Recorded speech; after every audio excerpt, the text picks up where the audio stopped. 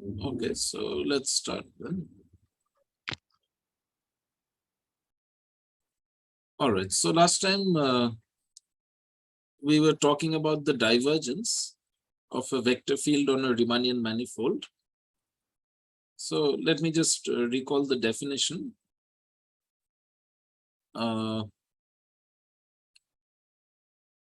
divergence was defined by the following formula that the divergence is the unique function such that the divergence of x times the volume form is equal to the Lie derivative of the volume form, right?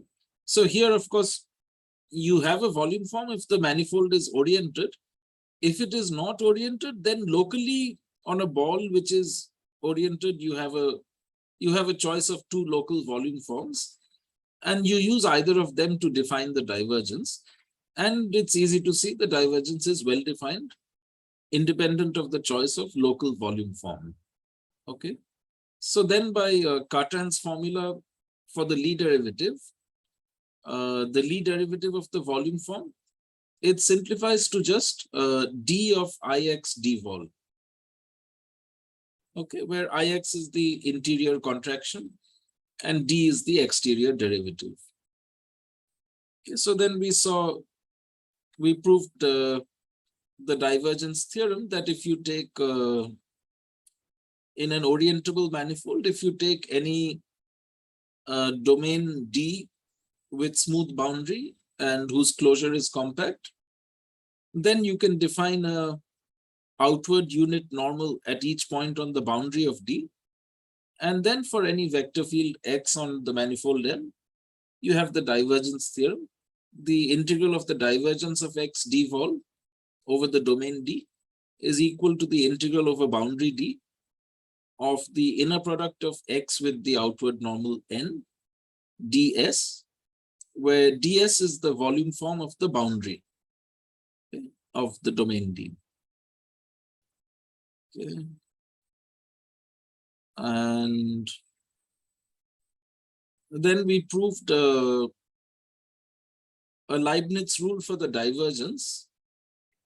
So the divergence of a function phi times x, a vector field x, is inner product grad phi with x plus phi divergence of x.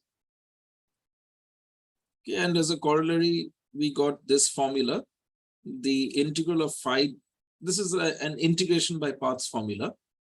If phi is smooth with compact support, then the integral of phi div x dvol is minus the integral inner product grad phi with x dvol. Okay. And then we computed the divergence in local coordinates.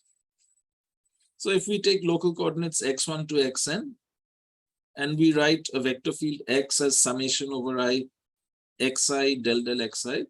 So capital Xi's are the coefficients of x with respect to the basis del del xi. And we let dvol be a local volume form.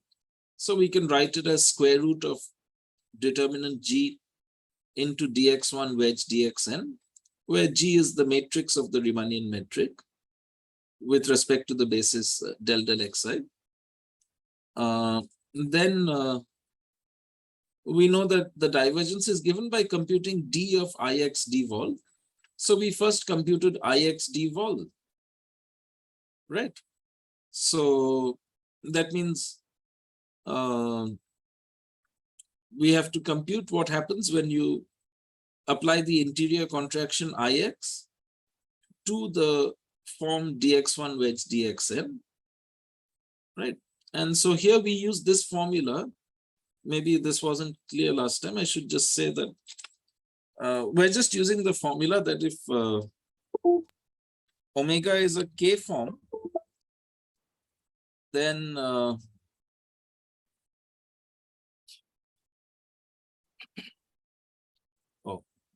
what happened here? Sorry. Let's change the color. Yeah. Okay.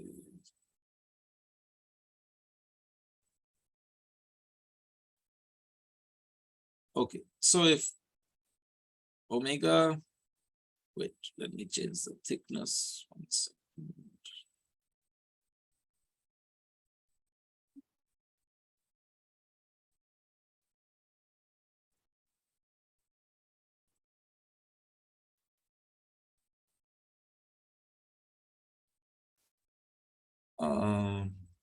Well, I mean, this is for any vector space.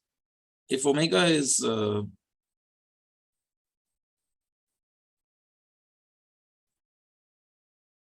K form on a vector space V, and EI is a basis of V, and EI star is the dual basis of V star. Then we prove this formula that omega is equal to sum over multi-indices I1 up to Ik in increasing order in between 1 and n of omega applied to EI1, EIK into EI1 star wedge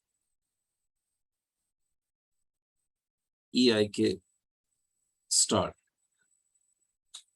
Right? Yes, we proved this formula. Yes. So that's the formula we're using here. Okay, here my, in this case, my EIs are del del xi,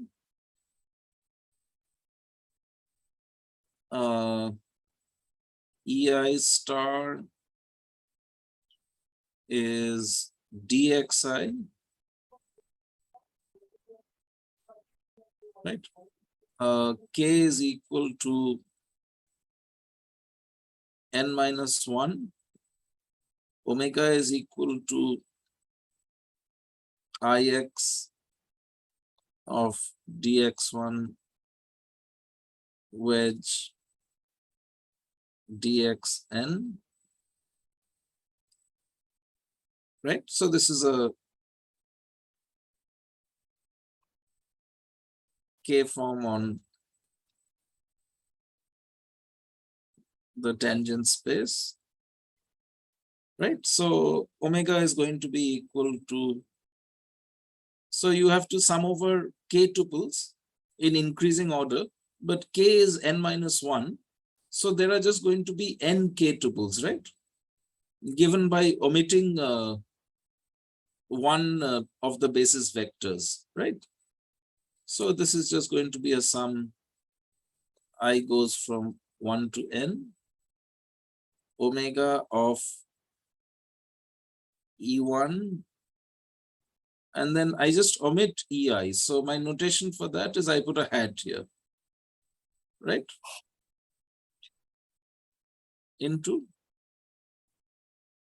and then I have E1 star wedge. So here I'll have EI. This one will be omitted. EI will be omitted. Then EI star will be omitted. And then EN star. Is this clear? Yes, sir. Yes, sir. And so what does this become? This becomes sum over I. Omega is Ix dx1 wedge dxn. So that will be basically dx1 wedge dxn applied to x, and then these basis vectors, right? So that will be del del x1 up to del del xn with del del xi omitted, right? Yes. Right. And then I'll have into dx1 wedge, and then I'll have dxi omitted, and then dxn. Okay, so this is the formula I have over here. All right, this is exactly the formula I have here. All right. Yes, sir. Fine. And so then you, in this formula, you write x as a linear combination, sum over I xi del del xi, and then you use linearity in this variable, in the first variable. So by linearity, I mean, when you have a del del xi appearing here, if I is not equal to j, then del del xi appears twice, right? Right. And this alternating form, so therefore that term vanishes, right? Because it's an alternating form. Yes. And the only term which will remain is when you have del del xj, and so therefore you'll get a del del xj here, and xj will come out over here. All right. Yes. And then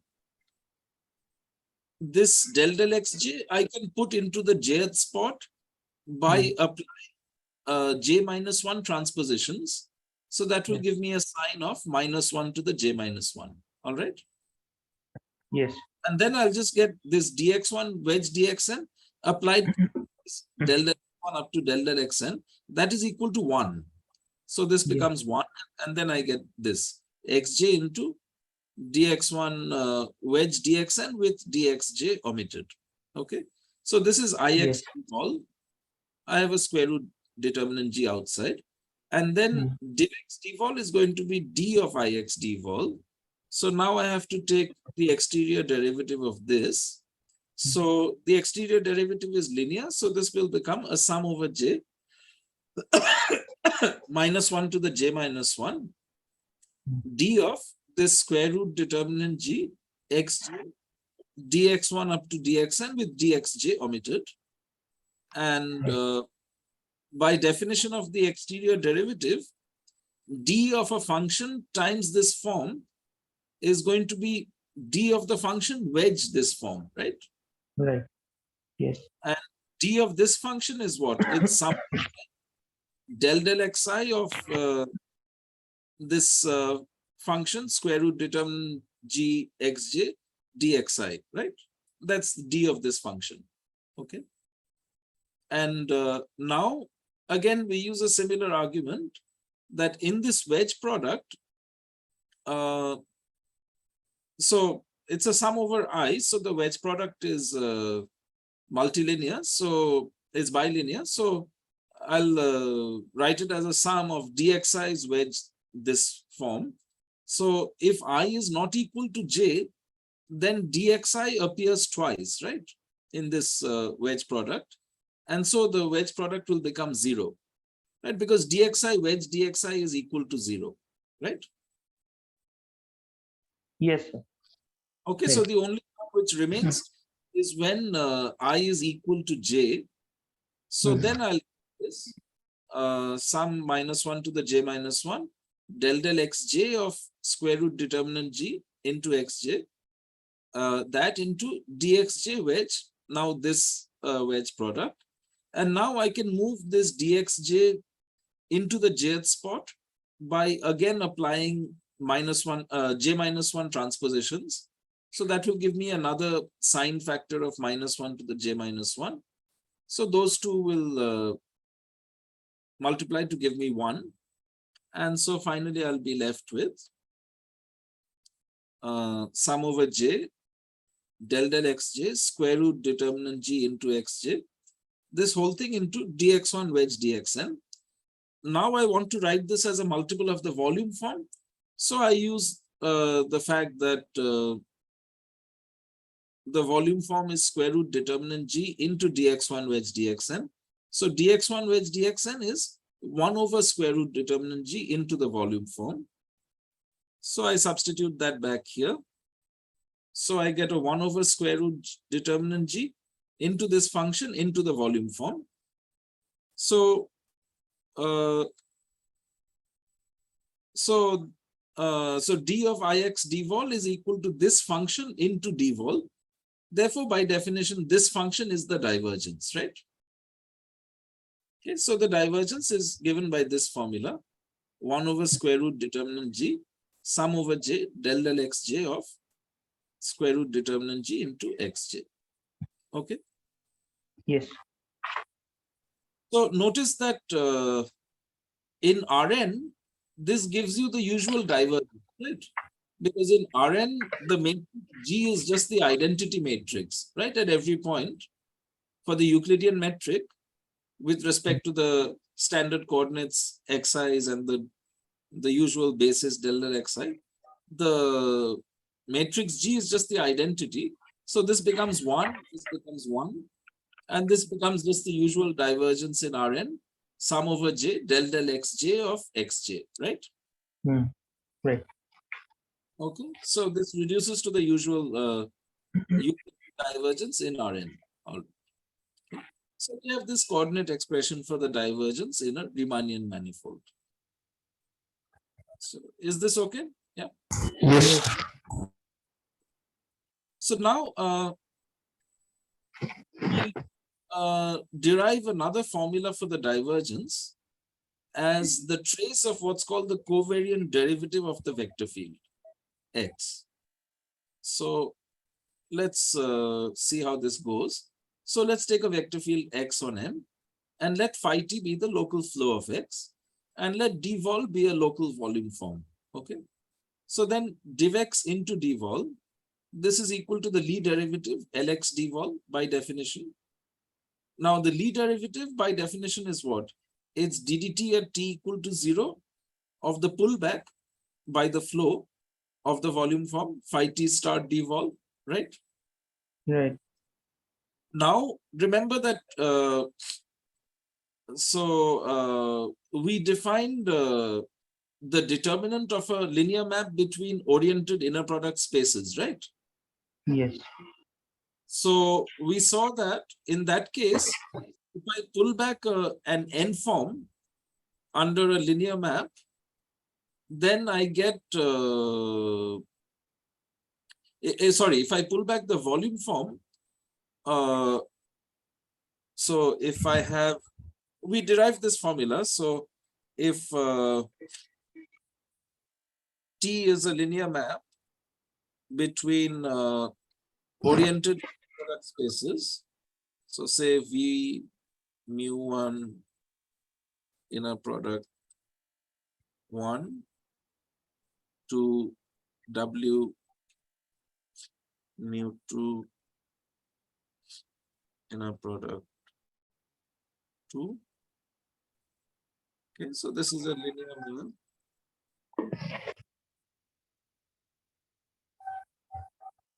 between oriented inner product spaces.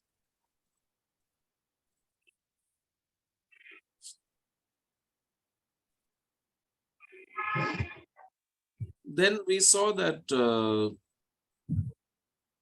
pullback T star of dvol W is equal to determinant T to dvol V, right? Right. We saw this formula. Yes. So if we use that formula here, then phi t star of dvol is going to be the determinant of d phi t into dvol, right? Okay. Right? Yes? Yes, sir. So what is this? So this dvol is fixed. So this is the same as ddt at t equal to 0 of determinant d phi t. this function into dvol, right? Hmm. Okay. Now notice d phi t is going between two different tangent spaces. The tangent space at P to the tangent space at phi t of P, right? Hmm. So what I want to do is convert this determinant into the determinant of an endomorphism, going from the tangent space at P to itself. Okay. So how can I do that? Well, if I look at the determinant of d phi t squared, this I can write as the determinant of d phi t star into d phi t, right? So this will go from the tangent space to itself. Yes? Yes. Orkujit, is this all right? Yes, that is fine. Yes. Yes. This is fine, yeah? Okay. Hmm. So now let me look at ddt at t equal to 0 of determinant d phi t squared. Okay. So this is ddt equal to 0 of determinant of d phi t star d phi t, right? Right. Okay. But now this is the determinant of a family of endomorphisms, right? Right. So for endomorphisms, we know that the derivative of the determinant at the identity, this is equal to the trace, right? This computation we did at the beginning of the course. Right. And here, for t equal to 0, d phi 0 to identity, right? So this is Yes. identity at t equal to 0. So the derivative of this determinant is going to be the trace of ddt at t equal to 0 of d phi t star d phi t, right? Right. Is this clear? Mhm. Yes, sir. Okay, it's because just if I take a curve,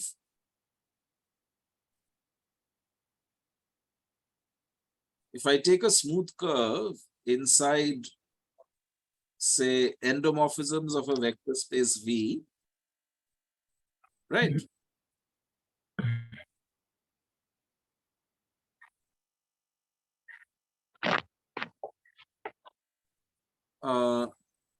Such that A0 is equal to identity,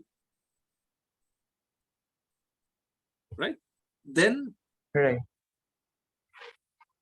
what is ddt at t equal to 0 of determinant at? Well, by the chain rule, what is this? This is going to be the derivative of the determinant at the identity matrix applied to ddt at t equal to 0 of at, 80. Yes, yes. right? By the chain rule. Yes. Right. Mhm. And what is the derivative of the determinant at the identity? It's equal to the trace. Yes. Right. So it's going to be trace of ddt at t equal to 0 of at. All right. Yes. Okay. So we're using that formula here. So this is going to be trace of ddt at t equal to 0 of d phi t star d phi t. Okay. But now the trace is a linear map, right? So trace derivative is going to be the same as ddt at t equal to 0 of trace of d phi t star d phi t, right? Yes. Okay. Okay. So now what is the trace of a endomorphism of a vector of an inner product space? I can compute the trace by taking an orthogonal basis EI, right? And the trace of an endomorphism is going to be summation over I, A of EI, inner product EI, right? Right. Yes. Right, because I mean, what are the coefficients of the matrix with respect to an orthonormal basis EI is just inner product AEI with EJ, right? Right. Yes. That's the ijth entry. So the Yes. iith is inner product AEI with EI, and the trace will be the sum over I, right? Yes. So I get this. This is DDT at t equal to 0 of sum over I inner product d phi t star d phi t EI EI. Now this d phi t star I can move to the other side. So this becomes sum over I inner product d phi t EI d phi t EI, right? Okay. Right. But now this d phi t EI, so this is the derivative of the map phi t applied to EI. So by the chain rule, what I can do is, I can look at geodesics gamma I, whose derivative at time 0 is EI, okay, whose initial velocity is EI, and I look at phi t of gamma I of S, right? So this gives me a parameterized surface, Fi of t, all right? So if I take del S of this at time S equal to 0, then that will give me by the chain rule d phi t of EI, right? Hmm. Yes. When I differentiate with respect to S, what will I get? I'll get by the chain rule d phi t applied to gamma I prime 0, right? Yes. Right. Yes. So gamma I prime 0 is just EI. So I'll get EI, right? So this d phi t EI, d phi t EI, I can write as del S of Fi at 0 comma t and del S of Fi at 0 comma t. All right? Yes? Okay. Yes. Utsav is Okay. Yes, sir. all right. So now I have to take ddt at t equal to 0 of this. So by the metric compatibility, this is going to be twice the inner product of capital D del t of del Fi del S, right? At 0, 0, inner product with EI, right? Hmm. Yes. Yes? Yes. Okay, Right. Fine. fine. Hmm. But now I can use symmetry of the connection, right? So capital D del t of del S is the same as capital D del S of del t, right? Hmm. Yes? Utsav, is this Yes, okay? yes, yes. But now what is del Fi del t at t equal to 0? So here if I differentiate with respect to t, well, phi t is the flow of x, right? So differentiating with respect to t will just give me the vector field x, right? At the point gamma I of S, right? Right. It's just going to give me x at gamma I of S. So finally, what will I get? I'll get 2 times sum over I d del S at S equal to 0 of x of gamma I S in a product with EI, right? Yes. What is d del S of x of gamma IS? This is the covariant derivative of x in the direction of EI, right? Right. Because gamma I of S, the derivative of gamma I is EI, right? At time 0. Mhm. The Laplace of EI of x, right? Right. EI. So finally, I get this, that ddt of the determinant square Mhm. is equal to sum over I inner product nabla EIX with EI. Okay. On the other hand, Okay. by the chain rule, the derivative of determinant d phi t squared, this is 2 into determinant d phi 0 into ddt at t equal to 0 of determinant d phi t, right? Hmm. This is Right. chain rule, right? Yes. So, so therefore, what do I get? Finally, I get x. If x is equal to ddt at t equal to 0 of determinant d phi t, right? Hmm. Yes. So, and this Yes. d phi 0, this is just 1. And this, so this ddt at t equal to 0 of determinant d phi t, this is going to be half ddt of determinant d phi t squared. So the half will cancel with the 2 here, and I'll just get this sum, nabla EIX EI. All right, so divergence of x turns out to be what? Just sum over I, nabla ei x ei, right? Which is the trace. Is this clear? Right. Yes, sir. Fine. Yeah, Yes. okay. Mhm. And I can view as the trace of a linear map, nabla x. Okay, where what is the linear map nabla x? So nabla x is an endomorphism of the tangent space TPM. It's the linear map from TPM to TPM. A vector v goes to nabla sub v of x, right? Mm, yes. So this is the covariant derivative of a vector phi, this linear map, this endomorphism, right? And it's clear that this sum is just the trace of this endomorphism. Is this clear? Right.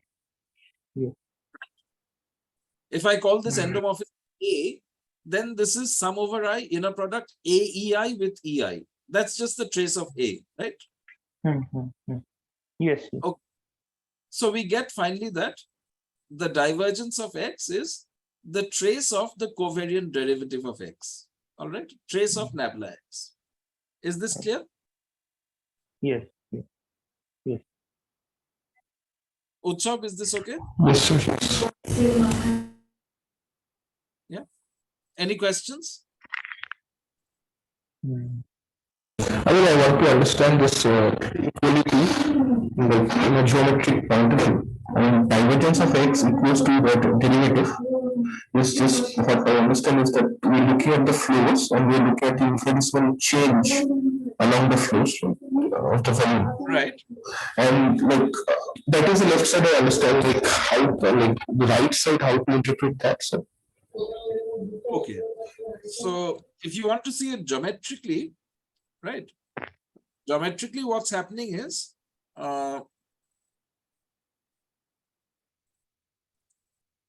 see, we know that divergence x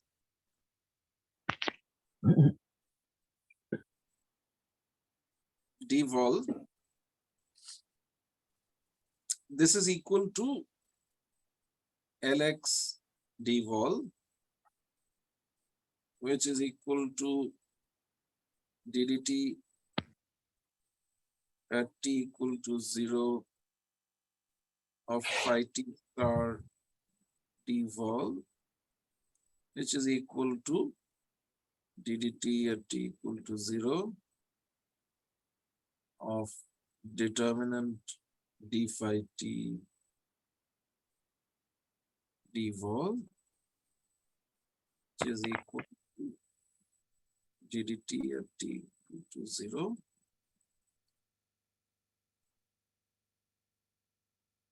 of determinant d phi t devol, right? Okay. yes, So this is clear from the definition that divergence x is the rate of change of the Jacobian of the flow, right? yes, Yeah, this is by definition, really. Okay, this equality is fine. Yes. Okay. yes, So the divergence is measuring how much the flow changes volume, right? infinitesimal. Yeah. Infinitesimally, how much it changes volume. So how do we measure how volume changes? So, well, look at d phi t. So this is going from TPM to T phi TPM, right? Okay. Yeah. Now this is a linear map between inner product spaces, right? So we can always find an orthonormal basis here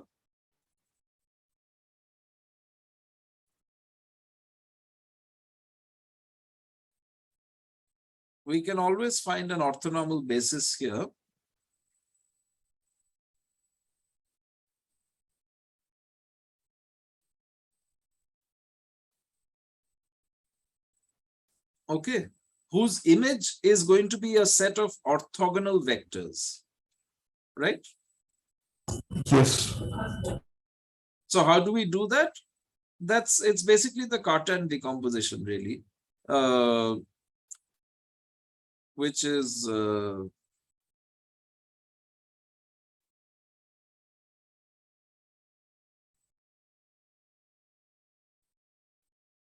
yeah, basically what you do is you look at d phi t star d phi t, right? Now that is an endomorphism here, which is symmetric, so it's self-adjoint. So by the spectral theorem, it has an orthonormal basis of eigenvectors, right? Yes. Okay. So if I look at like A star A, right, this is my self-adjoint endomorphism. So A star A of EI, EIs are my orthonormal basis of eigenvectors, right? So what will, this is going to be, say, lambda I EI inner product EJ. So that's going to be 0 if I is not equal to J. Right. Right. But on the other hand, this is also equal to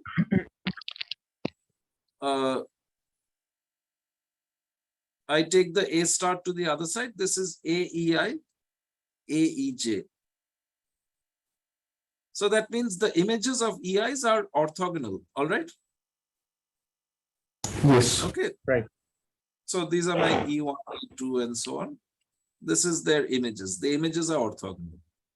Okay, so we're out of time. Let me start a new session. All right. Okay.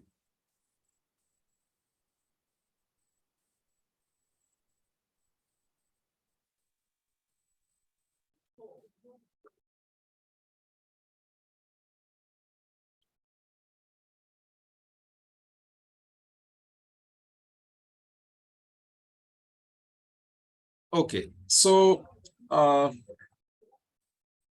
right, so we have this picture, right? An orthonormal basis is going to an orthogonal set d phi t of EIs. Okay. Yes.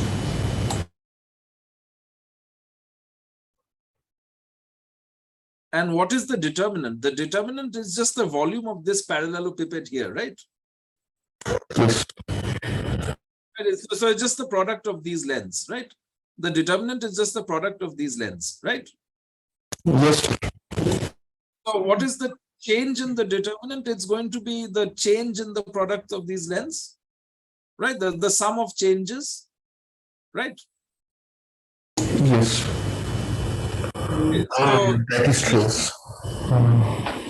it's the same picture that we had earlier. Like basically you have this and then you change it.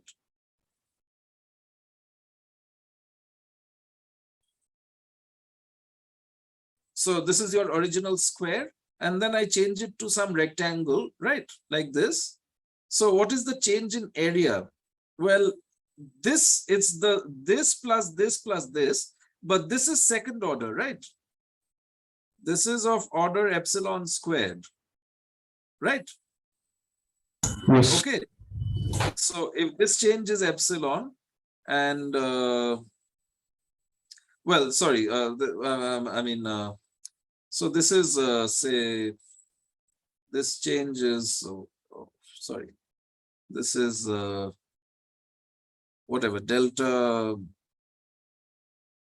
A and this is delta B, right? And these are 1 and 1. So the change in area is just delta A plus delta B up to first order, right? I mean, there's a second order term which I can ignore. All right. Yes. So it's just the change in these lengths, right? And the change in these lengths is exactly what's being measured by this these covariant derivatives inner product EI. That's the change in length. Yes, yes. So you're summing up these changes in the lens, basically. That's the idea. Yes.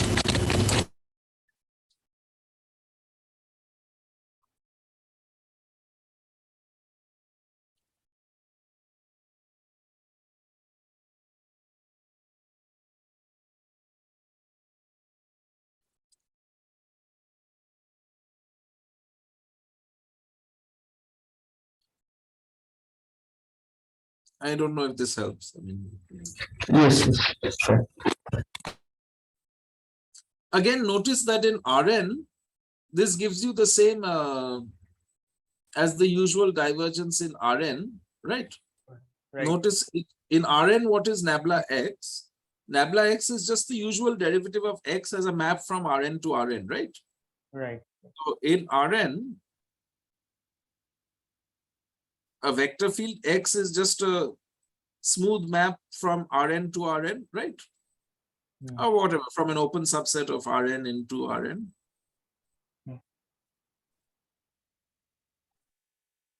Right? Yes. And so nabla x is just the usual derivative dx. Right? So from so nabla x at p is just dx at p, right? From Rn to Rn. Okay, so if say x has coordinates x1 up to xn, so what is dx at p? It's just going to be the matrix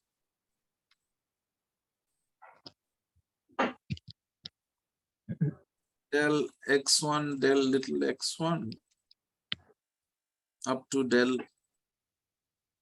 x1 del xn, right? Up to Right. del xn del x1 up to del xn del xn, right? Right. And so the trace of this is just the usual divergence. Sum over I del capital Xi del little xi. Is this clear? Yes. Okay.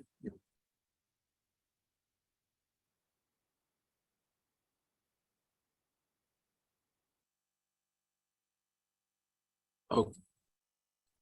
So, any more questions? Okay. So now we can finally come to the main definition of the course, which by now you all know it, but anyway, let me define it. So if M is a Riemannian manifold, so then the Laplacian or Laplace-Beltrami operator of M is the operator from C infinity M to C infinity M, defined by the Laplacian of F is defined to be the divergence of the gradient vector field of F. All right? Okay. Okay. So we can immediately see from the above, from what we've just done, that the divergence of a vector field is the trace of its covariant derivative. From that, we'll immediately see that the Laplacian is the trace of the Hessian. Because so if f is a function and x is the gradient vector field, then what is the covariant derivative of x? Acting on a vector v, this is nabla sub v of x. This is nabla sub v of grad f. This by definition is Hessian f acting on v, right? Yes. Okay, so there's a typo here. There should be a v here. This is Hessian f acting on v. Okay, so that means the nabla x is just the Hessian of f. And so therefore the Laplacian, which is the divergence of grad f, that means the divergence of the vector field x. This is the trace of nabla x, and nabla x is just the Hessian of f. So this is the trace of the Hessian. All right. Right. Okay. So we get that we have two formulas for the Laplacian. We can write it as the divergence of the gradient vector field, or we can write it as the trace of the Hessian. Okay. Yeah, where this Hessian is, remember, it is a self-adjoint endomorphism of the tangent space at each point, right? Right. All right. So now, yeah, the Hessian, okay, so this computation I did in a previous class. Remember, we can see this as the second derivative of the function along geodesics, right? Yes. Okay, so that computation we already did. So maybe I don't need to do it again, right? You remember the computation, right? Yes. You Yes. take a geodesic gamma, and then you look at F composed gamma prime. So that's by the chain rule df at gamma t applied to gamma prime. By definition, that's the inner product of nabla f at gamma t, inner product with gamma prime. And then you take the second derivative, and by the metric compatibility, you'll get two terms. One is nabla sub v of nabla f, inner product v, and the second term will have the covariant derivative of gamma prime. So if gamma is a geodesic, then the second term vanishes, right? And so you simply Yes. get the second derivative along of f along gamma is nabla sub v nabla f, inner product v. This by definition is the Hessian applied to v comma v, right? Okay, so the Hessian is second derivative along geodesics. So therefore, the Laplacian we can also write in this following form. It is the trace of the Hessian. So that means with respect to an orthonormal basis, if I compute the trace, then it is just sum over I, Hessian applied to EI, inner product with EI. And this Hessian applied to EI, inner product with EI, this is F, the second derivative of F composed with gamma I, right? Where gamma Right. i's are geodesics whose velocities, initial velocities are EI. Okay, so the Laplace right in this form. Okay, Mhm. is this all right? Yes, sir. Okay, so this, maybe I should just make a remark here that so I hadn't defined this yet. What are called normal coordinates on a Riemannian manifold. So maybe I should just define that.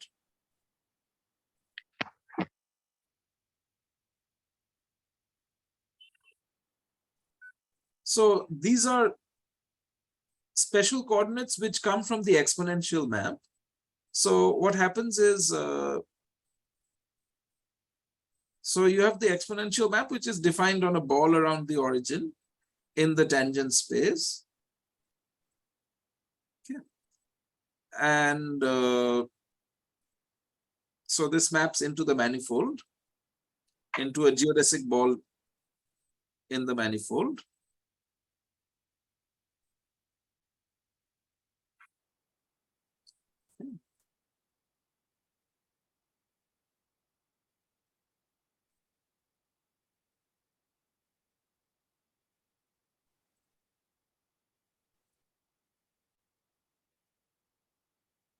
So if I want coordinates on this ball, that means I want a diffeomorphism to an open set in Rn. What can I do? Well, I take the inverse of the exponential, right? And then I just take a linear isometry. T is a linear isometry from TPN to Rn. Okay. Right. So then the composition gives me coordinates phi. These are called normal coordinates.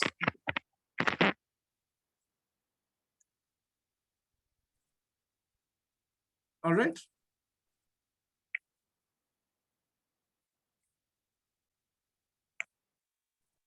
So these are called normal coordinates or geodesic normal coordinates near P.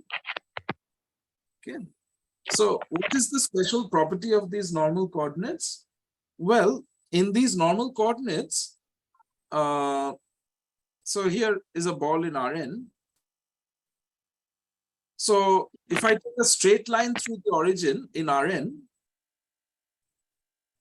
right, then under this linear isometry, that corresponds to a straight line through the origin in the tangent space.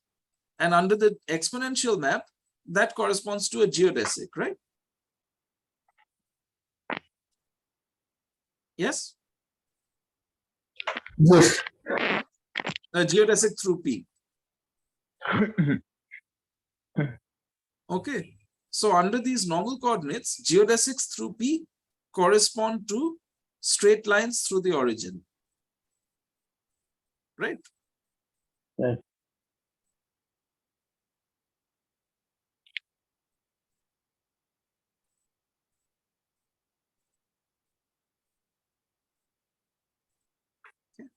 So if I have a function f here, so if I have a function f, okay, so let me call these normal coordinates are say x1 to xn, right? So then what is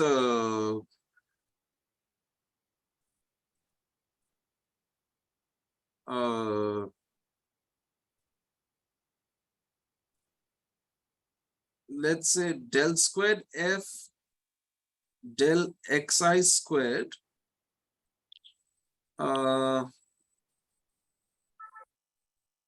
at P. Okay. Well, this means basically this is going to be the second derivative along this straight line in the EI direction, right? Right. Okay, this is the EI direction.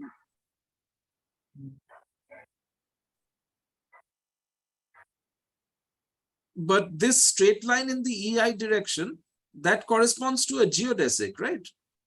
With initial velocity del del xi. So this is going to be nothing but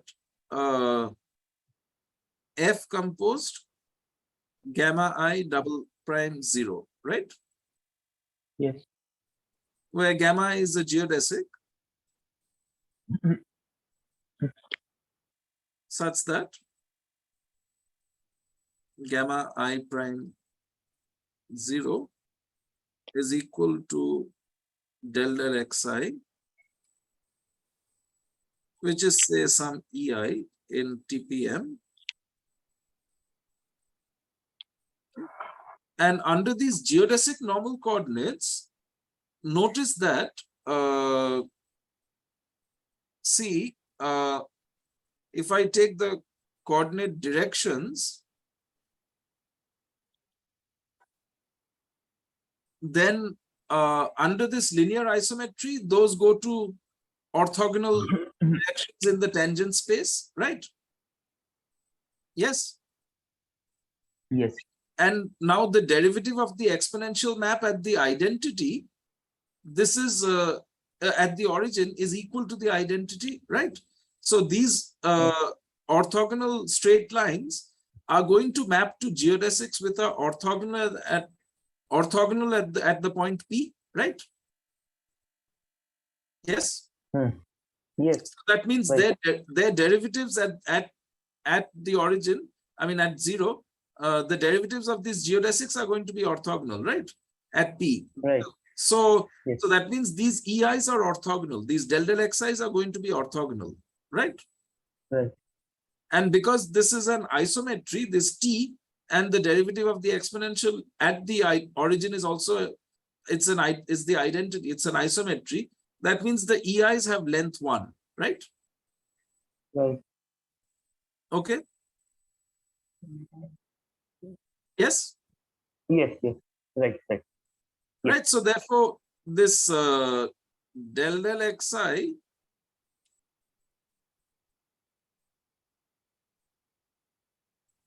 at P, this is this EI. This is an orthonormal basis of the tangent space. All right. At P, Yes. just at P. This is not true at any other point necessarily, but just at P, these del del xi's are an orthonormal basis, and the second derivatives del squared f del xi squared, right? These are just the second derivative along geodesics. So that means nabla f at the point P in geodesic normal coordinates, it is just given by the usual Euclidean formula for the Laplacian. Right. Is this clear? Yes. In fact, the divergence have the same form. Right. The divergence will also be given by the Euclidean formula. Yeah. Okay, so this is only for normal coordinates and only at P. Okay. Yes. Utsav, is this all right? Yes, sir. So this is only for normal coordinates and only at P, not at other points, only at P. Okay, so we can't write that on this ball, I cannot write delta F as summation del squared F del xi squared. That's not true. It's only true at the point P. Okay. Is this all right? Yeah. Yes, sir. But this tells you, I mean, the Laplacian in a Riemannian manifold, in a sense, is similar to the Laplacian in Euclidean space. Right? It's given by the same formula at a point in normal coordinates. That's all. All right. Yes. Okay. Yes. Okay. All right. So now that we have this formula as the sum over I of second derivative along geodesics gamma I, right? Whose gamma i's are such that their velocities at time zero are an orthonormal basis. We can use this formula to compute a change of variables formula for the Laplacian. So this formula is quite useful. We'll use it later. So if f is a function on M and u is a function on R, then we can look at u composed with f. That's a function on M, right? Right. And so we get this formula for the Laplacian of u composed with f. It is u double prime composed with f into the norm of grad f squared plus u prime composed with f into Laplacian f. All right. Okay, so we have this change of variables formula for the Laplacian. So, so the proof is just a simple computation. So let EI be an orthonormal basis and gamma I be the corresponding geodesics as before. So we look at, we just have to compute, instead of F composed gamma I double prime, we have to compute U composed F composed gamma I double prime, right? Yes? Right. So let's Yes. first compute the first derivative. So U composed F composed gamma I first derivative. By the chain rule, this is going to be U prime of F of gamma I t into F composed gamma I prime, right? By the chain rule. And so U prime of F of gamma I t into the second term is going to be inner product nabla F gamma I t, gamma I prime t, right? Okay. Yes. Now I differentiate again. So then I use the Leibniz rule. So the first term, when I differentiate this again, I'll get U double prime at F of P, right? I'm differentiating at t equal to 0. So I'll get U double prime of F of P, right? Into, by the chain rule, when I differentiate this U prime of F of gamma I t, I'll get U double prime into the derivative of F of gamma I t, right? That is going to be nabla FP inner product EI And then I already have a nabla fp inner product EI. So I'll get nabla fp inner product EI squared, right? Right. Is this clear? Yes. Plus, what is the second term going to be? It's going to be u prime of f of p into the second derivative of this. The second derivative of this is just f compose gamma I double prime 0, right? Okay. Hmm. And so the Laplacian of u composed f will be the sum over I, u composed f composed gamma I double prime 0. So I'll get this u prime composed with f of p into the sum over I inner product nabla f EI whole squared, right? And the EIs are an orthonormal basis. So this sum of squares is just Pythagoras theorem. This is the norm of grad f squared, right? Right. That's just Pythagoras theorem, right? Okay. And the second term is what?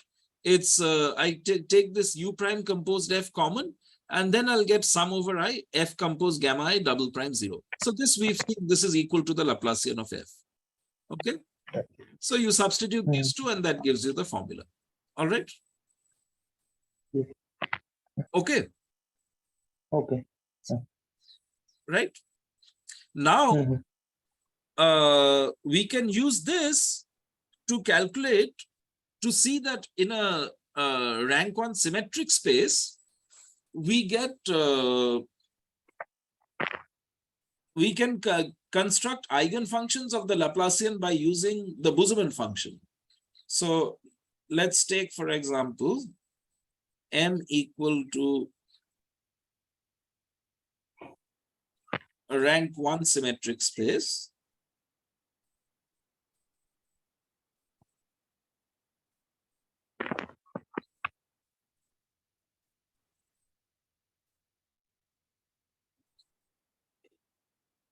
Okay, so then M is diffeomorphic to a ball, and it has a boundary at infinity, which is homeomorphic to a sphere, Sn minus 1. Okay. And if I take a point on the boundary, then I know I have an associated Boozerman function, right? Whose level sets are horospheres, which are the same thing as n orbits, right? Yes? Okay, so I take xi in boundary M, and I take a base point O in M. Okay, and then I have this Boozerman function. Let me call it what? B sub xi, okay, of x. This is defined to be the limit z tends to xi of distance xz minus distance oz, right? Hmm. Okay, so this is a function b xi from M to R. And Yes. what we've already seen is that the Laplacian of the Boozerman function, this is equal to 2 rho, right? Yes. Yes, so Utsav, yes, we saw this, right? Yes. It's twice the sum of the, it's the sum of the roots, yeah. And we also know that what is the gradient vector field of the Boozerman function? It's just the outward unit normal to the horospheres, right? Yes, sir. So what is the norm of the gradient vector field? It's constant equal to 1, right? Okay, so norm of grad of the Boozerman function, this is constant equal to 1, right? And the Laplacian is constant equal to 2 rho, right? Okay. Yes? Yes. Okay. So now if I take u of t to be e to the I lambda minus rho t. All right. Okay, so this is a function on R, right? So then I look at f of x is u composed with b psi x. All right. Okay, so this is e to the I lambda minus rho b psi of x. All right. Yes. Yes. Yes. So what is the Laplacian of f going to be? So this is u double prime composed with b, right, into Yeah. mod grad b squared plus u prime composed with b into Laplacian b, right? Right. Okay. Now what is u double prime? I'm going to get basically I lambda minus rho whole squared, right, into this. Okay. Yes. Yes. So this is going to be, and this grad b squared is 1. Okay. So this will be I lambda minus rho whole squared into e to the I lambda minus rho b psi x, right?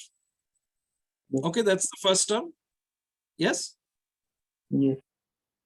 Plus, what is u prime? That's just going to be I lambda minus rho into this exponential e to the I lambda minus rho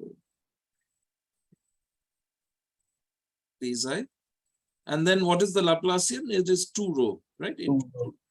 Yes. Okay. So this e to the I lambda minus rho b psi, this is f again, right? So this becomes I lambda minus rho whole squared plus 2 rho into I lambda minus rho into f, right? Hmm. So we can see this is an eigenfunction and we can compute the eigenvalue, right? So when I simplify this, what will I get here? I'll get minus squared, then minus 2 I lambda rho, then minus rho, plus rho squared, and then I'll get a plus 2 I lambda rho, and then I'll get minus 2 rho squared. And so then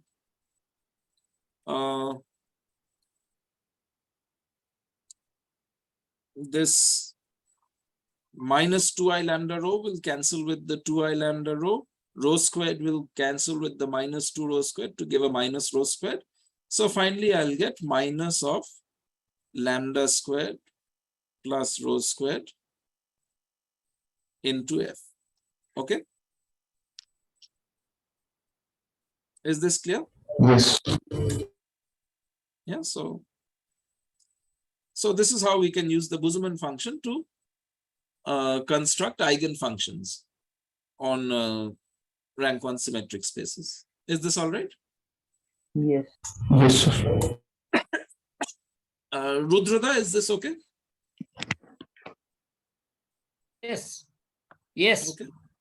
Okay. Perfect. Okay. Okay. So all right. So that's one application of this change of variables formula for the Laplacian. All right. And we can also compute the Laplacian of a product. All right. So suppose we have a product formula for the Laplacian. So if f, g are smooth functions, then the Laplacian of f times g is Laplacian f into g plus 2 inner product Laplacian f Laplacian g plus f Laplacian g. All right. So this is like it's like the binomial theorem, right, for the second derivative. So I mean, in Rn you can just do this by brute computation, right? You apply the Leibniz rule twice and you'll find this formula. But this holds in a general Riemannian manifold. And so what do you do in a Riemannian manifold? So we have to get first the gradient of f times g. So by the product rule, this is gradient f into g plus f into gradient g. And then the Laplacian of f times g is going to be the divergence of gradient of f times g. So that's going to be divergence of g grad f plus divergence of f grad g, right? Okay.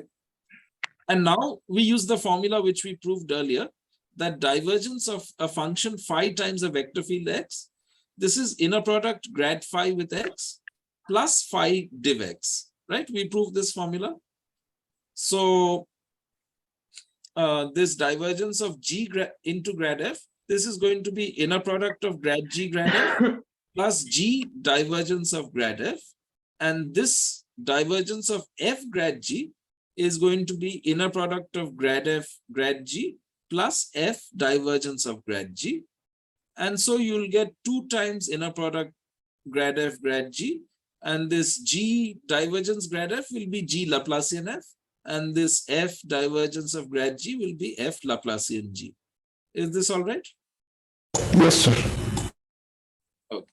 So we have this formula for the Laplacian of a product. This will be useful as well. Okay. All right. And then one of the main tools in the study of the Laplacian is what's called the Green's formula. So this you might have seen in Rn, right? In your multivariable calculus, you might have seen this. Although I didn't prove it when I taught the course. But anyway, this is a very well-known formula, and it's basic in the study of harmonic functions, is the Green formula. So we can prove this on a Riemannian manifold. So suppose M is an oriented Riemannian manifold, and D is a domain with smooth boundaries such that D closure is compact. So then if UV are smooth functions on M, then we have this formula. The integral over D of U Laplacian V minus V Laplacian U, d vol, is equal to the integral over boundary D of U inner product V with the normal vector minus V inner product grad U with the normal vector, ds. All right. Whereas before, ds is the volume form of the boundary. Okay. So to prove this, the trick is we want to use the divergence theorem. We just need to find a suitable vector field whose divergence is equal to this function, U Laplacian V minus V Laplacian U. And it turns out we can take X to be this vector field, U into grad V minus V into grad U. Okay. So this is a vector field, right? Let's compute its divergence. So this will be divergence of U grad V minus divergence of V grad U. Now we use the product rule for the divergence, right? This first term is going to be inner product grad U grad V plus U divergence of grad V minus the second term is going to be inner product grad V grad U plus V divergence of grad U. So therefore this inner product grad U grad V cancels with this inner product grad V grad U, and I get U into divergence of grad V is Laplacian V minus V into divergence of grad U is Laplacian U. So this becomes U grad V, Laplacian V minus V Laplacian U. All right. So this function is a divergence of this vector field. So therefore, by the divergence theorem, the integral of this U Laplacian V minus V Laplacian U d vol This is an integral of div x dvol. So this is integral over boundary D of x inner product n ds. And x is this vector field. So this inner product n gives us exactly this. All right. What we wanted. Is this okay? Yes. Yeah. All right. Okay.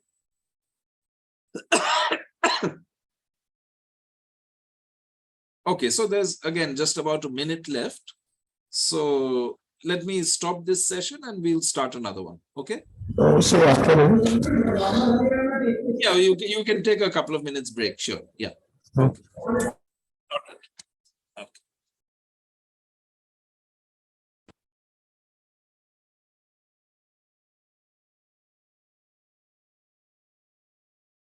Okay.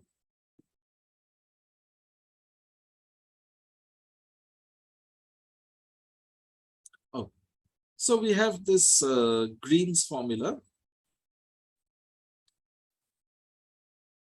that integral of u Laplacian v minus v Laplacian u dvol over a domain D with smooth boundary is integral over the boundary u grad v inner product n minus v grad u inner product n ds. Okay.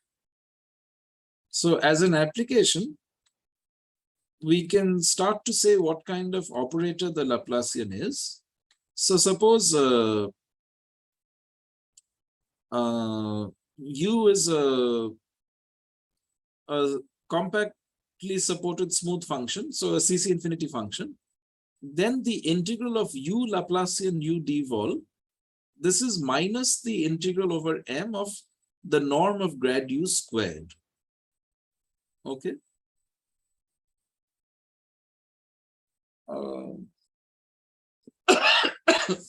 So how do we prove this? So we let x be the vector field grad u. Then we look at the divergence of u times x. All right. So this is by the Leibniz rule for the divergence. This is inner product of grad u with x plus u divergence of x. So grad u inner product with x is just norm u squared, norm grad u squared. And this second term is u Laplacian u, right? So now I integrate both sides over m. Both sides are compactly supported because u is compactly supported. And the integral of the divergence term, this is going to be 0 by the divergence theorem, right? Because this becomes integral over the boundary of some domain where u vanishes on the boundary of that domain, right? Yes. So the integral of the divergence will be 0. Is this clear? Yes. So what remains? The sum of these two integrals is 0. That means exactly the integral of u Laplacian u dvol is equal to minus the integral of grad u squared dvol. Okay. So what is this saying in terms of operators? If I look at the operator of the Laplacian acting on CC infinity m, then this integral is just the inner product of Laplacian u with u, right?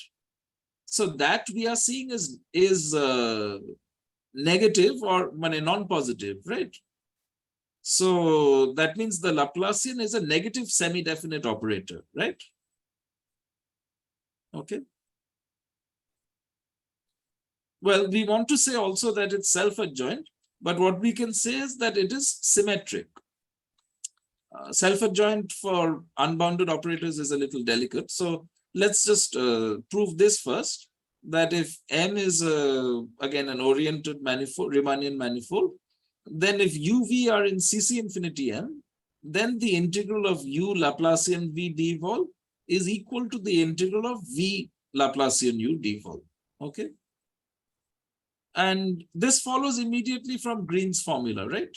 Because we just choose a domain D such that boundary D is smooth, D closure is compact, and UV, their supports are contained inside D. So that means that U and V are identically 0 on the boundary of D. So then if we apply Green's formula, right, then the right-hand side of Green's formula vanishes, right? Because u and v are 0 on the boundary of D. Is this all right? Yes. And so therefore we get that this left-hand side is 0, and that's exactly what we want to prove. Okay. Is this clear? Yes. So what does that mean? That means now that if we think of the Laplacian as a densely defined operator on the Hilbert space L2 of n. So this L2 is with respect to the volume measure, right? The Riemannian volume measure. Okay. So then this is densely defined. The domain of the Laplacian, let's take it to be CC infinity m. Okay, so this is subspace of L2m, and this is mapping into L2 of m, right? So then this satisfies the following. Delta is symmetric. That means inner product of delta u with v is equal to inner product of u with delta v for all uv in the domain of delta, which is CC infinity m. This formula follows from the previous proposition, right? The integral of v delta u is equal to the integral of u delta v, right? Okay. So the Laplacian is a symmetric densely defined operator. And moreover, the Laplacian is a negative operator. So that means the inner product of delta u with u is less than or equal to 0 for all u in the domain of delta, which is CC infinity m. And this follows from what we just proved before. The integral of u delta u is equal to minus the integral of norm grad u squared. Is this okay? Yeah. Yes. Then it's a standard result from functional analysis that if you have a densely defined symmetric negative operator on a Hilbert space, then it admits a self-adjoint extension called the Friedrichs extension. So I have to explain what is a self-adjoint extension of this operator, right? What does that mean? So this is going to be defined on some domain D of T, which is a dense subspace of L2M. Okay. So first of all, an extension means that the usual meaning of extension, that the domain of delta is contained in the domain of T. All right. And T restricted to the domain of delta is equal to delta. Okay. So that's clear what an extension is. It's just extension in the usual sense of extension of functions. But what does it mean for the extension to be self-adjoint? Okay, so that needs some explanation. So when is a densely defined operator self-adjoint? So first of all, what you need to do is define a subspace called the domain of T star, all right? Okay, so what is the domain of T star? This is the set of U in L2M such that if I look at the linear functional on the domain of T, V in domain of T, this maps to inner product TV with U, okay? So this is the linear functional on V. This linear functional I want to be bounded on domain of T, all right? Okay, so the domain of T star is defined to be the set of U such that the linear functional V in domain of T maps to TVU is bounded on domain of T. Is this clear? Yeah.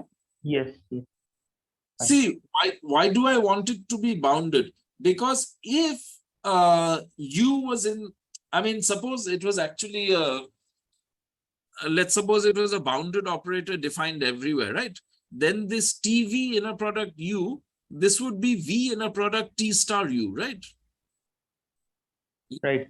And that, of course, is bounded in V, right? This is bounded, this is a bounded function of V, a bounded linear function of V, right? So that's why you want to define this, the set of such U to be the domain of T star, all right? Okay. Now, once I take a U in the domain of T star, then notice that since the domain of T is dense in the Hilbert space, and this is a a bounded linear functional on a dense subspace. Therefore, it extends uniquely to a bounded linear functional on the whole Hilbert space, right? Yes? Yes. Okay, if it's bounded on a dense subspace, then by taking limits, you can show it extends to a bounded, it's a Lipschitz, right? And so it's uniformly continuous. And so it will extend to, it'll be uniformly continuous on bounded sets. And so, yeah, and so it'll extend to the closure, which is the whole Hilbert space, okay? So therefore you get a bound, for every U in domain of T star, I get a bounded linear functional, right? So this V goes to TV inner product U.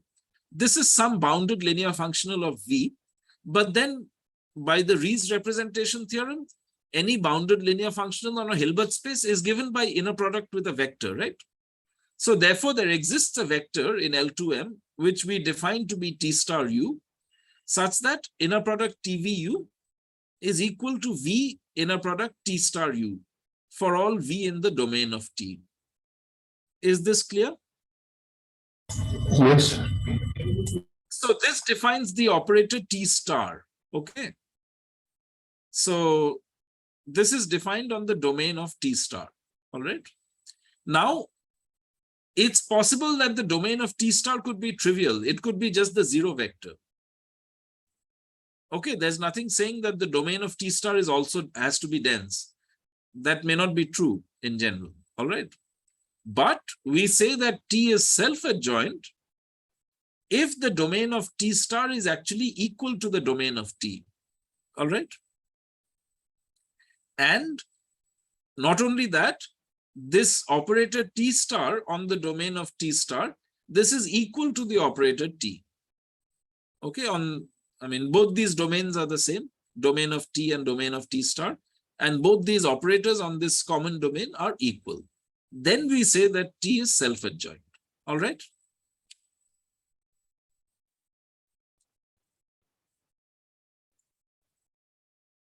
Okay, so if you're not used to this, let me give you an example of a self-adjoint operator. So this is just to motivate.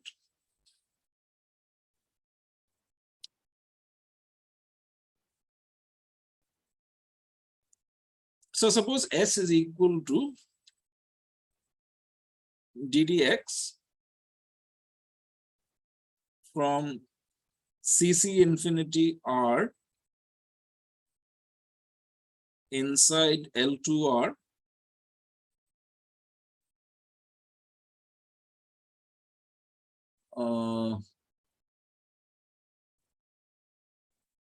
well, this is not going to be self-adjoint. So let me say d squared dx squared. Yeah, let me take this d squared dx squared mapping to L2 of R. Okay. So this is a symmetric operator, right? If UV are in CC infinity R,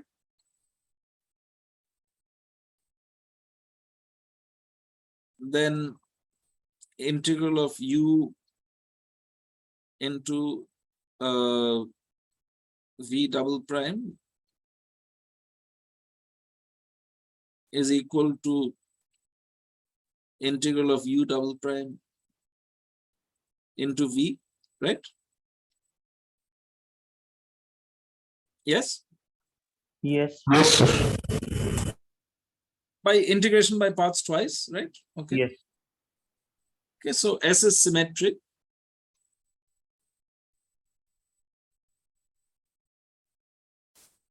What is this S? It's just a Laplacian in one dimension, right? S is just a Laplacian.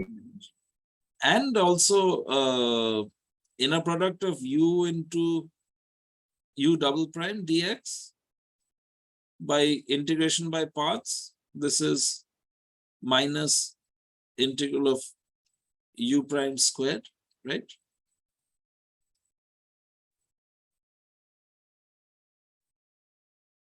Okay. So S is negative, right? Yes, sir. Now, how do I get a self-adjoint extension? Okay. So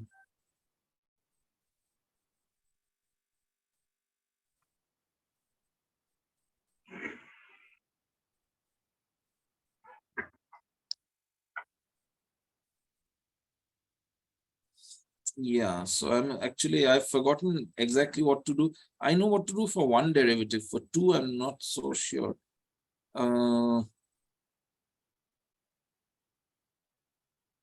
So, I mean, what you want is actually to extend the domain from CC infinity. You extend the domain to, so you define T an extension of S.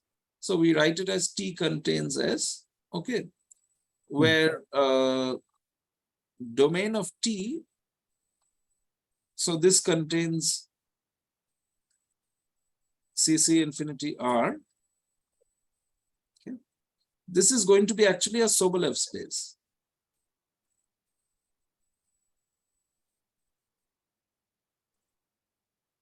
Okay, so this will be U such that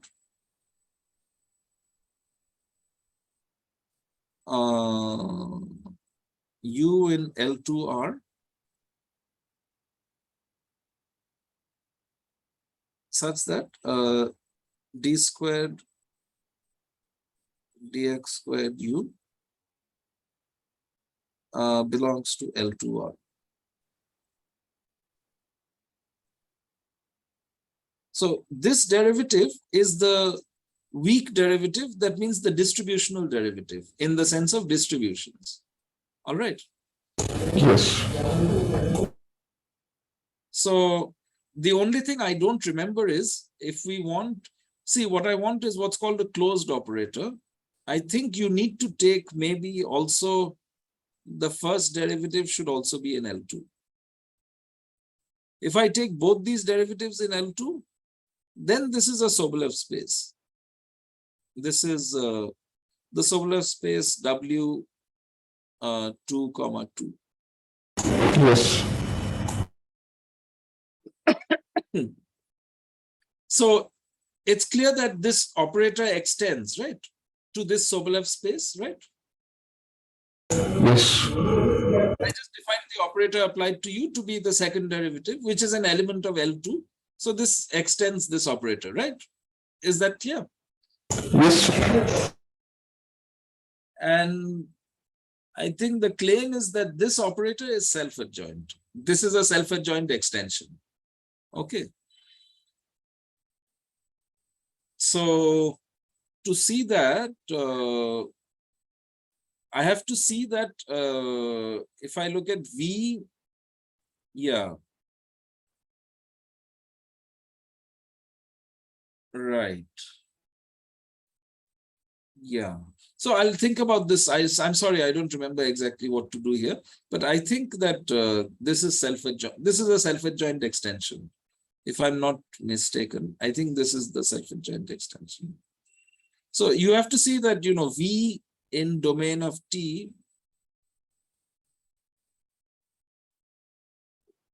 which is W22 maps to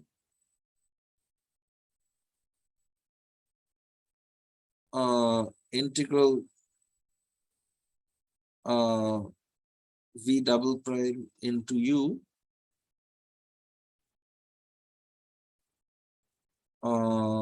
dx. What you want to show is that this is bounded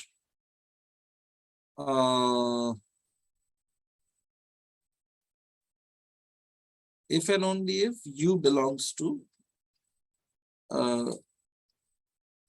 domain of T, which is W22. So I'm not sure about this. I'll check it. Okay.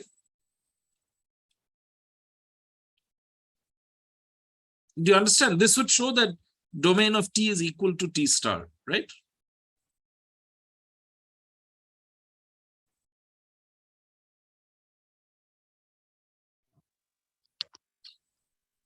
Yes. Yes, okay, Yes. right. So the thing is, for functions in the Sobolev space, integration by paths is well defined. I mean, is justified. So this v double prime into u we could write as u integral of u v double prime and so on. So, but anyway, I'm not sure about this. So let me not. Yeah, I'm sorry. What I vaguely remember is I have some notes on this, but that's for another course. I'll have to look at that.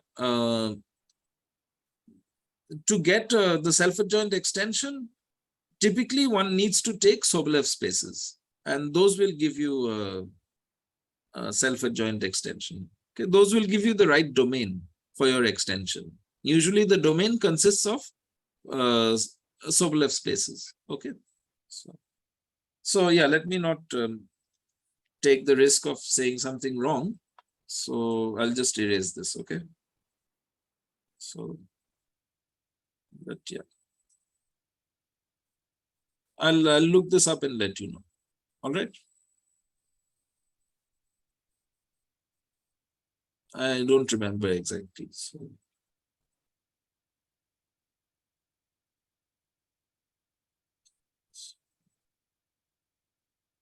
all right. Anyway, we won't need much functional analysis. So what we need right now is the following theorem, that this is a theorem due to Gaffney, that when M is a complete Riemannian manifold, then the Laplacian defined on the domain CC infinity M from L to M, inside L to M mapping to L to M, this is what is called essentially self-adjoint. What that means is it has a unique self-adjoint extension. Okay, so notice when I said that, for a symmetric negative operator, it always admits at least one self-adjoint extension called the Friedrichs extension. This does not say anything about the uniqueness of the self-adjoint extension. You see, there could be many different extensions with different domains. Okay, so there could be many different extensions in general with different domains, but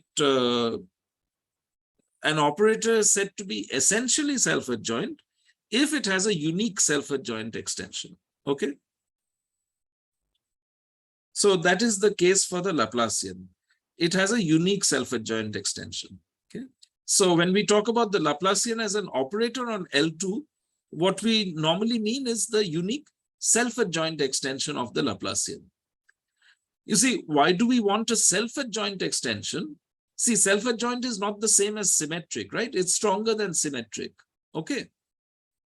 Self-adjoint means not only that T is T, I mean, it means that T and T star have the same domain, and their T is equal to T star. Okay, they have the same domain. So what happens is, for self-adjoint unbounded operators, you also have a spectral theorem, right?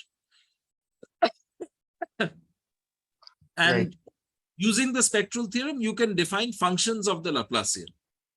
In particular, what you want to define is the heat semigroup e to the T delta.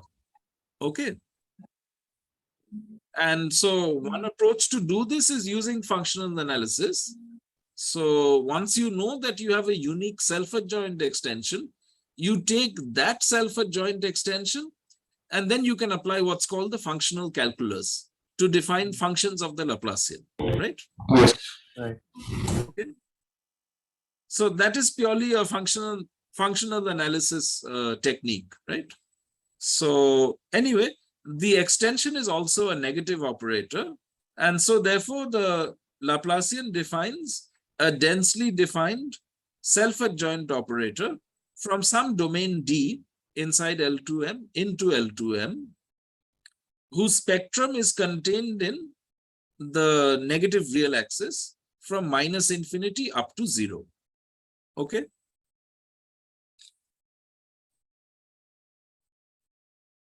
Is this all right? Yeah. Okay, so when you apply the functional calculus, the spectrum of e to the t delta will be contained in e to the exponential of the image of the negative real axis, right? So that will be contained inside 0 to 1, all right? So the spectrum of e to the t delta will be contained inside t 0 to 1 when t is positive, all right? And so that means in particular, the spectrum is bounded. So therefore the operators e to the t delta are bounded and the spectrum is contained inside 0 to 1. That means that these are positive operators of norm less than or equal to 1, right? They are of norm less than or equal to 1. So the heat semigroup will be a semigroup of contractions on L2, all right? Yes. Okay, so there'll be contractions on L2.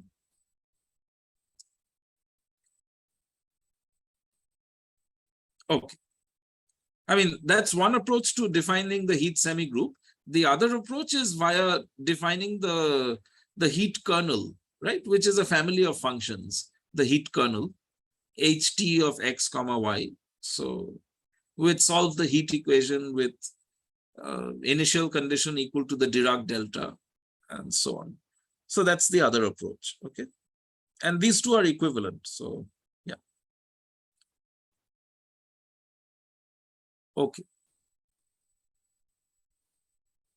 So finally, let's look at the Laplacian in local coordinates. So this is easy. We want to compute what the Laplacian looks like in local coordinates. So if we take coordinates x1 to xn, so then we have G is the matrix of the inner product, Gij, and G inverse, let me write it as G super Ij, okay? So then we know that grad f, we already did this computation.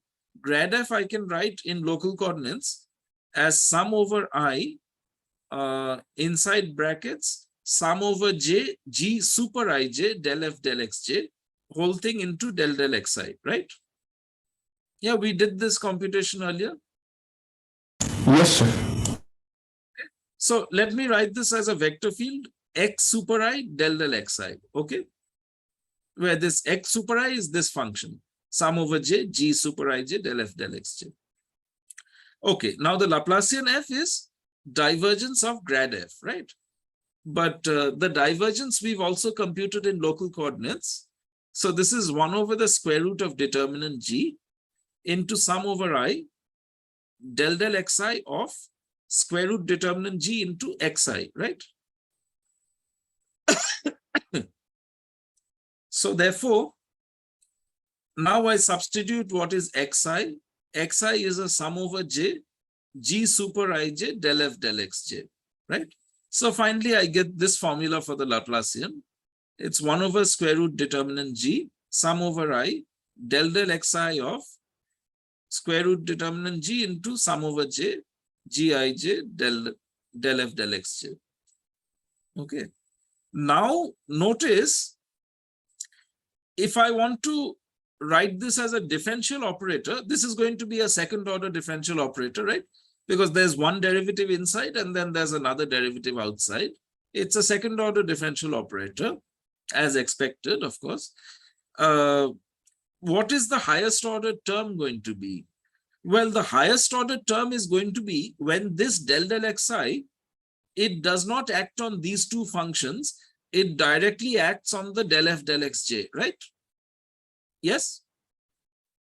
Yes. Those are, give me the highest order, the second order terms. Because if the del del xi acts on these functions, then I won't have any other derivative acting on this. Those will give me first order terms, right? Those will give me first order terms. So the del del xi has to act on the del f del xj, and then when it acts on that, then the square root determinant G is untouched. So this will cancel with the square root determinant G here, right? So those two will cancel. So that means that my highest order term will be sum over Ij, G super Ij, del squared f, del xi, del xj. All right. Is this, Yes. this will be the top order term. And then there'll be some first order term. Okay, I don't care exactly what the first order term is. But notice there is no constant term, right? There's no constant term. Okay. Is this all right? Yeah. Yes. Okay, now this sort of operator in Rn, this sort of second order linear differential operator, where this matrix Gij, notice this is a strictly positive definite, right? Because it's the inverse of the matrix of the metric, which is strictly positive definite. When I restrict to any domain which is compact inside my manifold, then this Gij,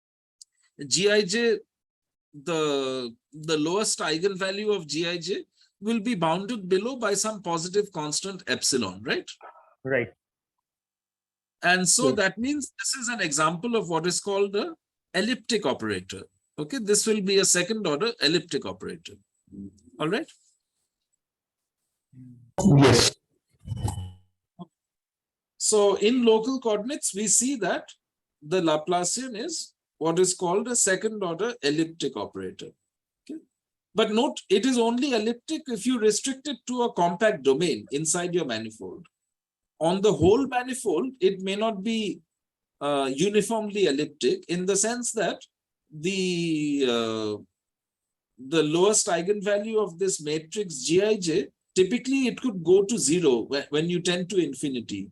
In fact, that's what happens in a negatively curved simply connected manifold, right? Normally, as you go towards infinity, this epsilon will go to 0. Okay, this coefficient of ellipticity, this will go to 0 near infinity. So it won't be uniformly elliptic on the whole manifold. Okay, but on any compact subdomain, it will be elliptic. So there you can apply the theory of elliptic second order PDEs. And that's what we're going to do in the next section. All right. So any questions?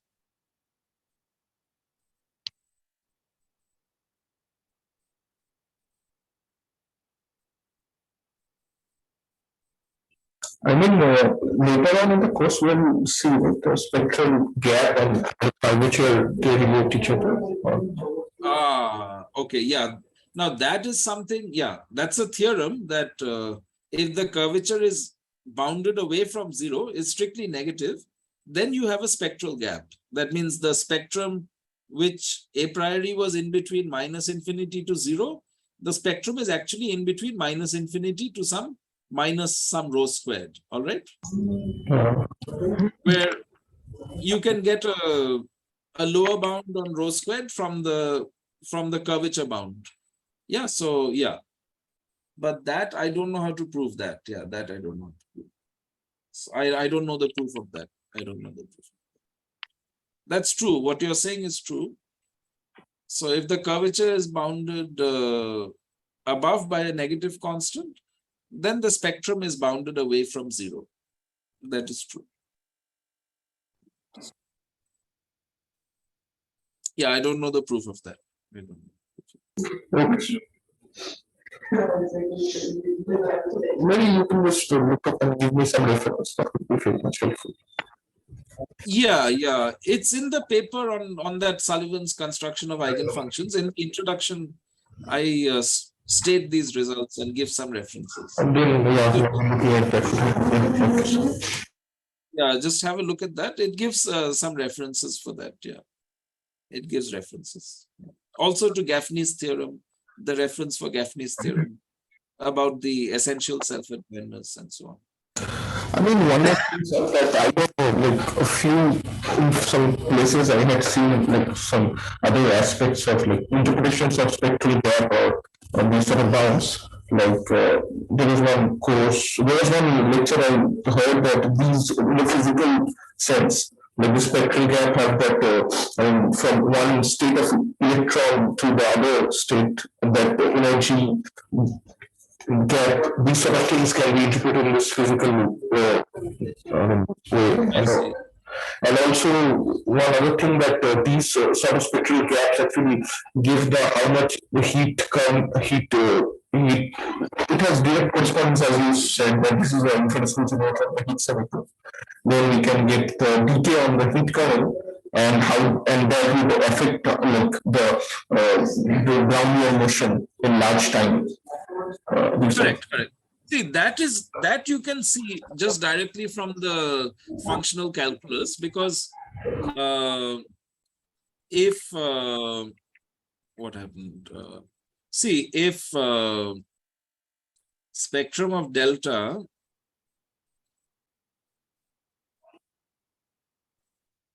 is contained in, say, minus infinity to minus lambda 1, okay,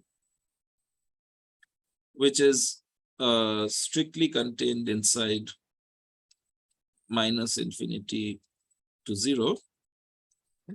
Here lambda 1 is positive. So this is called the lowest eigenvalue, right? Yes. Okay. Then what can you say? Then the spectrum of e to the t delta, this is going to be contained inside 0 to e to the minus t lambda 1, right? Yeah. Which is strictly contained inside 0 to 1, right? Yes. Okay.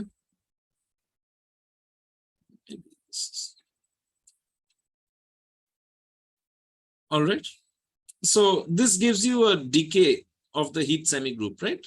Because that means that what norm of e to the t delta u L2 norm is less than or equal to e to the minus t lambda 1 norm of u, right? Yeah. Okay, because the spectrum is contained inside this, that implies that the norm of the operator norm of e to the t delta is less than or equal to e to the minus t lambda 1, Right. which is strictly less than 1. Yeah. And this this is also reflected in the as I was saying earlier, in the heat kernel, ht of xy, okay, is less than or equal to, so there's some usual Gaussian part, and there's an exponential e to the minus lambda 1 t, like that. Okay. Yeah. So in the t variable, there's an extra decay coming from the spectral gap. And then when we consider the Markov process related to this semigroup, we get the Brownian motion and things follow. That's what you said. That's right. Yeah, that's the, so for the Brownian motion, what this spectral gap corresponds to, that corresponds to a linear drift. It corresponds to a linear drift. Linear drift means that for Brownian motion have a linear drift. So we're almost out of time. Should I just stop this and start again? Just 5 minutes? Yeah, sure. Okay. So just 5 minutes. Yeah.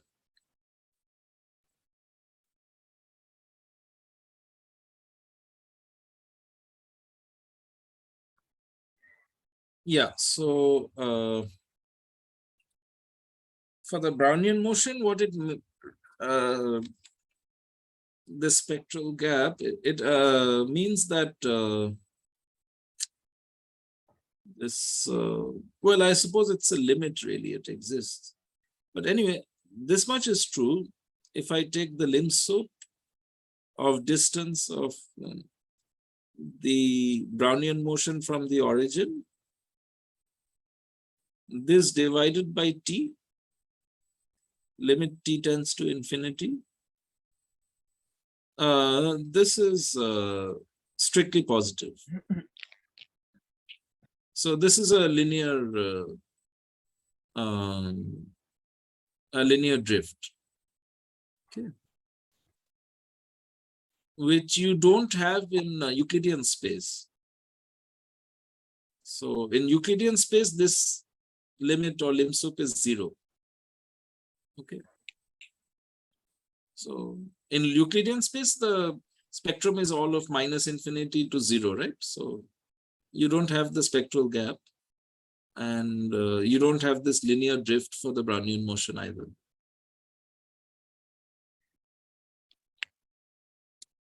I mean, sir, I actually, maybe not today, maybe today we are over time, but I would like to see the picture of this drift and to understand this. You would like to see what? Sorry? The picture behind this linear drift that you're defining. Oh, the picture. Well, that I can just draw for you. I mean, well, the picture is clear, right? I mean, the Brownian motion is.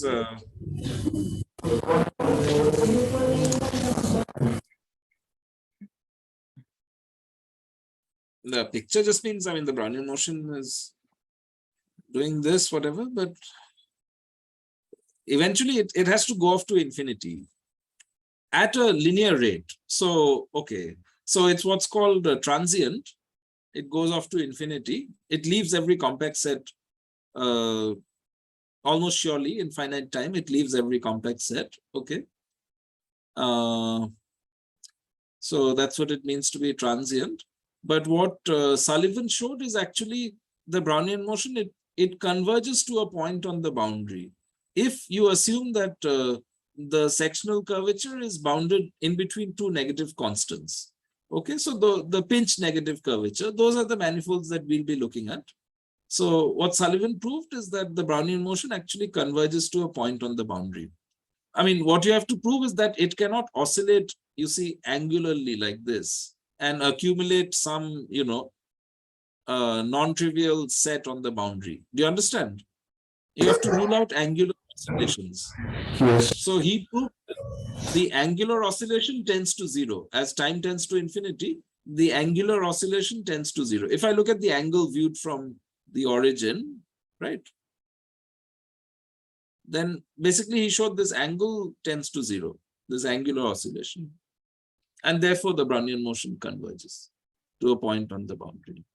This drift already was there, so you know that it's going off to infinity. The problem is the angular oscillation, you see? Okay, so linear drift that cuts the part of that angular oscillation, that's what it is. Yeah, linear drift is going to tell you that in time, like, you know, in time t, it's going to move roughly sigma t, right? It's going to move roughly sigma t. Right. That's what. Okay.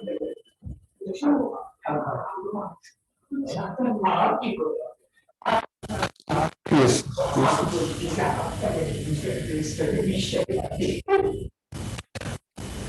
Right. So that's the thing.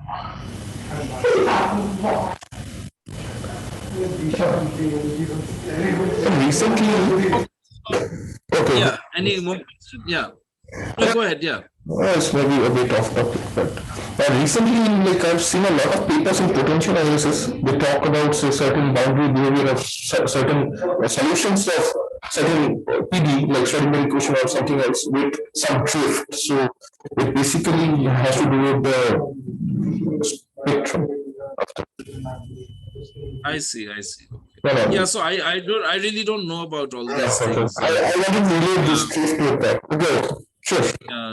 I really don't know about this, but yeah, I just heard, like you've heard, I've just heard little things. I don't really. Those papers, nothing of these sort of geometric interpretations are there. They just write some monstrous PD and they just do stuff. So it's very hard to understand. I see. I see. I see. I see. Okay, so thank you. Okay. So let's stop here today then. Yeah. Okay. Okay. So see you on Thursday.